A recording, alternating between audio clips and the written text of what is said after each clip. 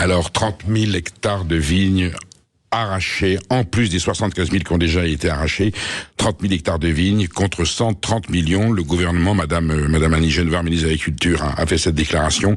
On subventionne l'arrachage des vignes. Mais le vin de France est en train de crever tout simplement, pas celui des grands crus et des grandes cuvées qui se portent bien, soit en consommation intérieure, soit à l'export, mais celui des vignobles où l'on produit ce que l'on appelle les vins de terroir, les vins modestes, les vins de tous les jours, les petits vins qui n'en sont pas d'ailleurs, c'est une absurdité de les définir comme ça.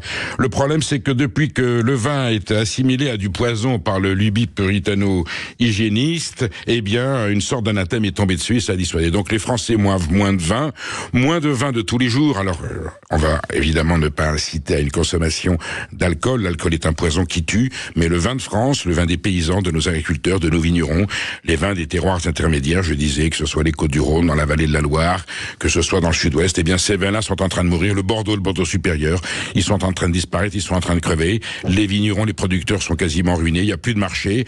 L'Union européenne, dans le nord de l'Europe, importe des vins tout à fait respectables des nouveaux continents, des vins d'Australie, de Californie, d'Afrique du Sud, de Nouvelle-Zélande, voilà, qui remplissent les rayons des grandes surfaces du nord de l'Europe. Et pendant ce temps-là, on ne pense pas aux vignerons espagnols, italiens. Vous voyez qu'il n'y a pas que les Français. Je parle pas que des Français. Et les vignerons, voilà, de chez nous, qui se battent pour cultiver la vigne, qui fait partie de nos paysages.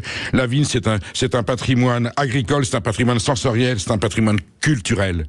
Voilà. Et il faut soutenir nos vignerons et éviter ce massacre, parce que arracher de la vigne, c'est arracher du paysage, c'est tuer une partie du territoire français, de notre patrimoine, de notre mémoire. Alors 130 millions d'euros de subventions pour arracher les vignes, et puis à Caen, 200 millions pour arracher une des tours de la cathédrale de Chartres, ou éventuellement retirer les murs du Mont-Saint-Michel. Voilà. Là, on fait du mal à la France, et j'espère qu'on pourra inverser la tendance et soutenir nos vignerons méritants du Midi, aujourd'hui qui sont en souffrance, du côté de Béziers, et les soutenir en dégustant avec modération les jolis vins de France, de nos terroirs français.